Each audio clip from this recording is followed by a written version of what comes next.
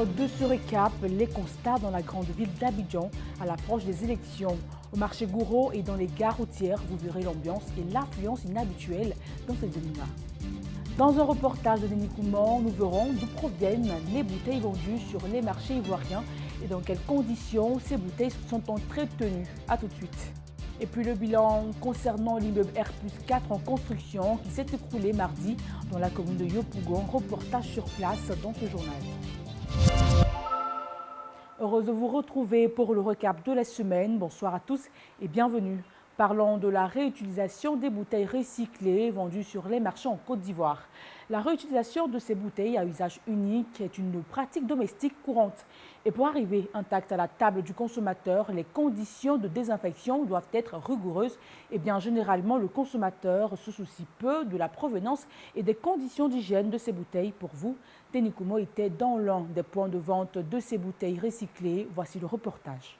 De nombreuses personnes s'adonnent à la collecte des emballages plastiques à Abidjan. Des emballages vendus sur nos marchés et souvent décriés pour leurs origines douteuses. Cette vendeuse rencontrée sur le marché d'Abobo nous explique son circuit d'approvisionnement. Je m'avais acheté engrais 7e tranche. Avec les femmes Boussanga qui se promenaient pour acheter chez les dames qui sont dans le village. Et ils ne ramassent pas, ils ont tapé les portes là. Et puis ils comptent pour faire sortir. Jusqu'à une semaine, ça devient beaucoup. Puis nous, on s'en va compter avec eux là-bas. Bon, moi, je paye ça là comme ça. 3,25. 3,25 et puis je revends 3,50. Dick Yao Gervin, technico-médical, venu faire des achats, trouve les prix de ces bouteilles abordables. Pour lui, l'hygiène de ces emballages ne fait pas défaut. Bon, un technico-médical, c'est quelqu'un qui a la capacité de fabriquer des médicaments et puis en vendre. Voir les emballages sur le marché, c'est un peu cher. Bon, avec ces femmes, nous en sortons mieux. Ce qui est recyclé, c'est bien propre, c'est bien nettoyé. Arrivé à la maison, nous aussi, on nettoie encore. Et puis bon, c'est OK quoi. Les commerçants demandent aux autorités de leur trouver un espace approprié pour l'exercice de leur activité, car à maintes reprises, elles ont été chassées. À cause des enfants, si on leur a donné nos places, nous on va contents. On n'a rien nous donné, nous on fatigués seulement. On déménageait tous, on fatiguait tous là. On ne connaît pas comment on va faire. C'est difficile pour nous pour le moment. Donc on demande au gouvernement de chercher une place pour nous. On n'a pas envie d'aller se promener. Nous, on veut vendre. Au-delà de l'hygiène, il faut savoir que toutes les bouteilles plastiques ne sont pas réutilisables. À la base, il y a le symbole du recyclage, un triangle avec un chiffre à l'intérieur qui reflète l'usage de bouteilles. Le chiffre 1 est la variété de plastique appelée PET, couramment utilisée pour fabriquer les bouteilles d'eau. Ce type de bouteille est destiné à être jeté après une première utilisation. Les types de cas sont utilisés pour les bouteilles d'eau et ne représentent aucun danger pour les consommateurs. Ils peuvent être utilisés plusieurs fois. Ce sont les plus sûrs pour notre santé et pour l'environnement. Le type 5 est aussi sans danger mais utilisé pour les yaourts et les sirops. Les types 3, 6 et 7 sont les variétés de plastique les plus dangereuses pour la santé. Ils correspondent respectivement au PVC, au polystyrène et au biphénol A, connus pour perturber le fonctionnement hormonal. Soyons donc tous des consommateurs avertis pour consommer malin. À présent, allons à Gonzagueville où un phénomène récurrent et qui perdure crée le désarroi chez les consommateurs d'électricité. Eh bien, il s'agit des vols de compteurs prépayés de la CIE dans les ménages. USA Africa TV a rencontré certains foyers. Je vous propose de suivre cet élément. Reportage de Dikoman, commentaire Christian Gokra. À Gonzagueville, les populations sont victimes de vols de compteurs CIE. Et cela depuis plusieurs mois. Des compteurs prépayés sont les plus convoités. Les malfrats retirent avec précision l'ensemble des tableaux comportant le disjoncteur, la boîte à fusibles et le compteur de courant, plongeant ainsi les consommateurs dans l'obscurité. Un coup dur pour les résidents et praticiens de petites activités de la localité. À Gonzagueville, le phénomène qui sévit, c'est les vols de compteurs prépayés. Vraiment, on est fatigué de cela. Le matin, tu te réveilles, paf, tu ne vois plus ton compteur. Ils enlèvent particulièrement tout. Et c'est ce qui est récurrent à Gonzagueville. C'est depuis cette année que ça a commencé. Et c'est récurrent. Ça persiste. C'est depuis 2020. Et en plus, ce qui me fatigue est que quand tu arrives à la CIE, pour un travail comme moi, un travail particulier, moi je travaille avec le courant, ici un coiffeur. Vous voyez. Du fait que le compteur a été volé, la moindre des choses, c'est c'est d'abord l'attribuer le compteur parce que je charge régulièrement mon courant. Vous voyez. Et pour cela, je ne peux plus utiliser mon climatiseur parce que j'ai un souci de courant. Et cette dame me demande de payer totalement la somme avant qu'elle va me redonner mon compteur. Pour ce consommateur victime de vol de compteur, si le phénomène persiste, c'est dû au manque d'implication de la compagnie ivoirienne d'électricité qui pourrait aider à localiser les auteurs de ces actes. Puisqu'on a fait les demandes de compteurs prépayés au niveau de la CIE qui nous a installé les compteurs. Bon, moi, mon humble avis, je pense que le compteur a des références et que c'est codé. Et à chaque fois qu'il y a vol, je pense que la CIE est en mesure de pouvoir tracer ces compteurs. Mais bon, malheureusement, ce n'est pas le cas. Donc, on subit. En attendant que les mesures soient prises par la compagnie ivoirienne d'électricité pour pallier à ce phénomène, les consommateurs sont invités à redoubler de vigilance afin d'éviter ce genre d'incident. Un immeuble R+4 en construction s'est écroulé dans la commune de Yopougon, au quartier Cité Verte. Le bilan fait état de 3 morts, dont un enfant de 8 mois. Nos reporters étaient sur les lieux. Reportage toujours avec Christian Gokra et Denis Kouman. 3 morts d'une même famille, le père, la mère et un nourrisson. C'est ce lourd bilan qu'a provoqué l'effondrement d'un immeuble en construction à Yopougon. Ce riverain rencontré sur les lieux nous explique les circonstances du drame. Avant-hier, ils sont venus couler le béton pour monter le niveau 4 de l'étage. Et à 4 h du matin, j'ai entendu vraiment un bruit vraiment énorme. Tu peux dire sourd parce que et quand je suis sorti de chez moi, je n'ai vu que une fumée de poussière. Et quand j'ai vu l'immeuble, j'ai regardé à gauche, j'ai vu l'autre immeuble qui est là. J'ai regardé à droite, en tout cas, il n'y avait rien. Dans ce moment-là, j'ai ouvert le portail pour venir voir réellement ce qu'il y a. Et quand je suis arrivé, j'ai constaté aujourd'hui l'immeuble qui s'est effondré. Ça a tué 3 personnes, un couple, et leur enfant. Voilà, qui dormaient. Ils étaient juste à côté, ils ne dorment même pas dans le machin. Ils sont à côté, ils font leurs petites affaires à côté.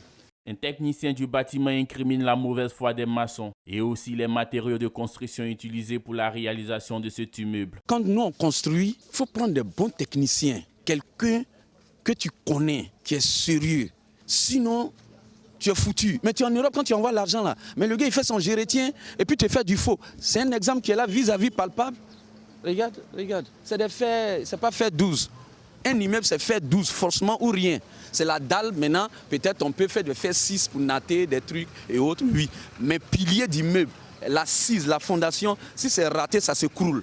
Les populations demandent à l'État de sévir et qu'il y ait un contrôle strict des chantiers pour ne pas endeuiller les familles. Il devait y avoir une loi qui emprisonne toute personne travaillant sur un chantier pareil, et même, y compris même le propriétaire, avec même des possessions du terrain au propriétaire.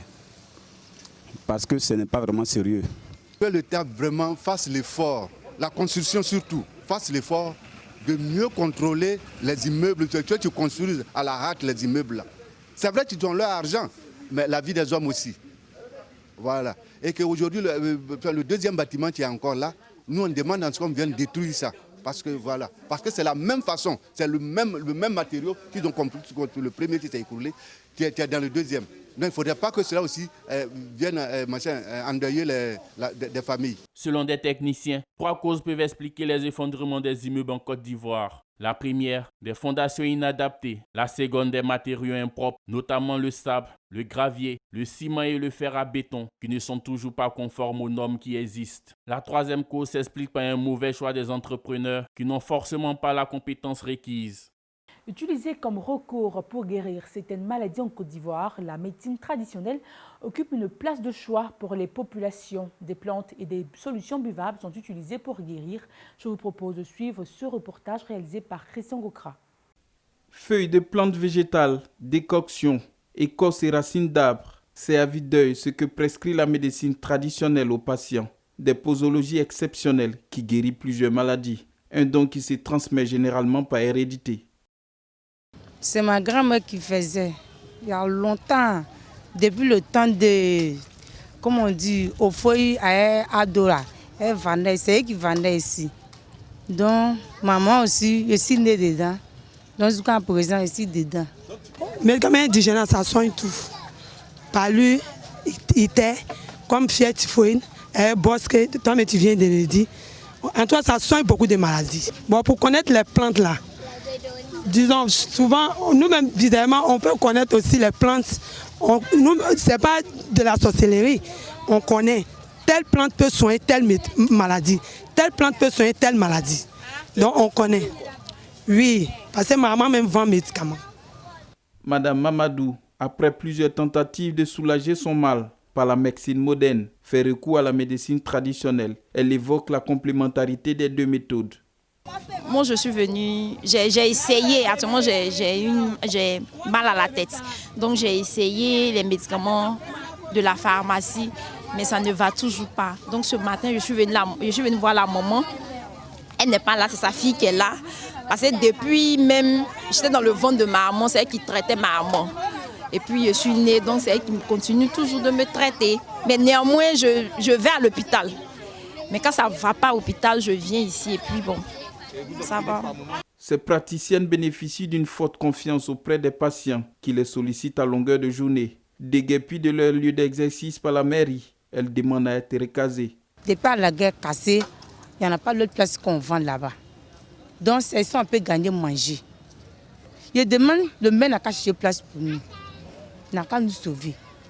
Parce que quand les femmes ne font pas quelque chose là, Marie ne peut pas faire tout à la maison.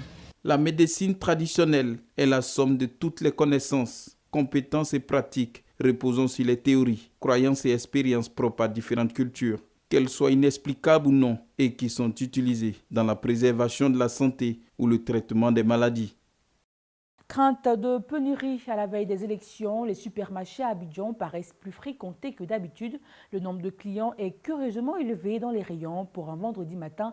Les images dans ce reportage. La tendance se dessinait déjà depuis le début de la semaine. Devant les supermarchés, plus de place dans les parkings et les marchandises rentrent et sortent sans interruption. À l'intérieur, on n'arrive presque pas à circuler entre les rayons et les files d'attente sont interminables devant les caisses. Les caddies se remplissent et les rayons se vident. Une affluence peu habituelle pour un vendredi matin. Il y a beaucoup plus de monde qu'avant. Voilà, on a l'impression que tout le monde veut faire ses emplettes en même temps. Une responsable du magasin ordonne de remettre les références manquantes en rayon. Les pâtes, le riz, le papier toilette, le bidon d'huile, l'eau en bouteille ou bien le sucre en poudre sont raflés par des clients qui remplissent à la va-vite leur panier. Actuellement, l'heure est à la course aux provisions. Chacun cherche un peu à acheter de quoi remplir son frigo pour ne pas être surpris le lendemain par rapport à la situation qui va se présenter. Faire ses courses pour paraître à toute éventualité, espérant que la seule éventualité qui s'impose soit une Côte d'Ivoire apaisée et sans tension les jours à venir. Une équipe de UFC Africa TV s'est également rendue au marché Gouro d'Adjamé pour un constat. Je vous propose de suivre cet élément de Denis Kouman. L'ambiance était bruyante, comme à l'accoutumée au marché Gouro d'Adjamé. Cependant, les commerçants déplorent le manque d'engouement des clients en cette période de veille des élections. Les clients viennent un peu, mais ça ne bouge pas trop quoi. Oui. À cause des élections là, d'autres qui appellent, ils ne viennent pas au marché. Non, en tout cas, nous on est là. Regarde, bagage, on allait prendre beaucoup, il n'y a pas de clients. Donc nous, on prie Dieu que ça n'a qu'à aller. Il ne faut pas parler, va sortir dedans. Ça n'a qu'à faire bien, ça n'a qu'à bien se passer. Là, on reprend le travail. Si tu as dit le client dit qu'il n'y a pas l'argent.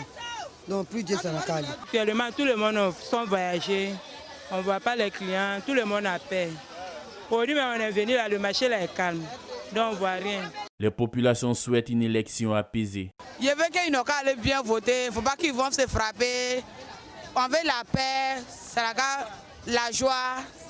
Mon souhait, l'élection n'est qu'à bien se passer, tout le monde n'est qu'à faire la paix, moins de problèmes, pour voir quelqu'un va blesser. Pratiquement, toutes les communes s'approvisionnent en vivrier au marché Gouro d'Adjamé à la veille des élections. Les commerçantes sont à la tâche et proposent des produits aux consommateurs malgré l'abscose que provoque cette échéance électorale.